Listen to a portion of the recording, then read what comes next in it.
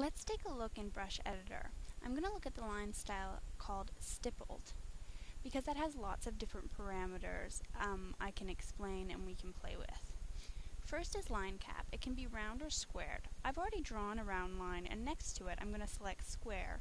So I'm going to draw a square line cap line so you get to see the difference. The stippled line is made up of all these small stipples, and you can see that this just changes it from round stipples to squared. Another parameter is the alpha, which just controls the transparency, so I'm going to make it translucent here at 0.52, so that's right in between completely transparent at 0 and 1 completely opaque. And there's also something called density that controls the flow of your stipples as you draw. If I turn it way down and then I draw, remember, I've both changed the transparency and the density.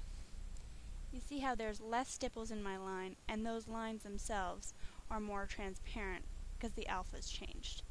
There's also a parameter called hardness, which controls how hard the edge of your line is, 1 being a complete clean straight edge, and as I go down it becomes more of a softer fuzzy line. See that effect there. And now I'm at the different jitters, and these are really fun parameters to play with. Let's first take a look at, I'm going to change the hardness back up to 1 because then it's easier to see. Let's take a look at size jitter first. I'm going to turn that right up. And size jitter increasingly randomizes the variation in size of your stipples. See how some are large and then some are small? There's orientation jitter, which randomizes the XY values, sort of rotation of those stipples. Let's take a look. And finally, there's color jitter, which goes from one consistent hue, right now we're on white, and then it goes, as you increase to 1, it becomes more rainbow effect. So I'm just going to turn that right up. The rainbow effect.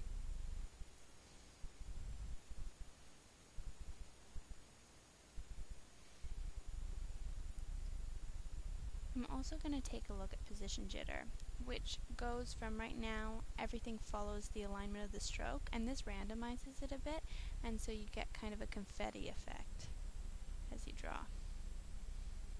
Kind of stipples everywhere.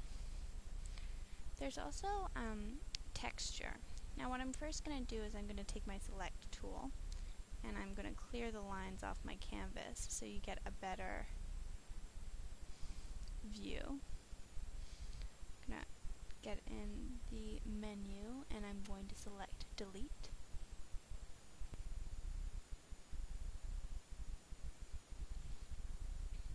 So now let's take a look at texture. There's a wireframe, which is really just a skeleton of your brush. I'm going to hit the hotkey 1 to return from select to drawing, and see how that shows the underlying skeleton of the brush. There's also tiled texture, and this really makes a stippled line infinitely customizable because you can upload any image from your computer, and Sandy even comes with a few to get you started.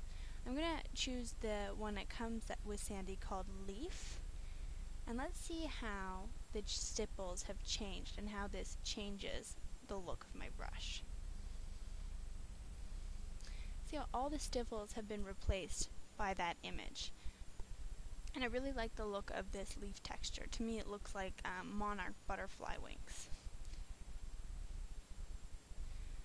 Once you've found a combination of parameters you like, you can always just click on the preset button, add to preset, and name your brush so you could always refer back to it. So I'm going to call this butterflies.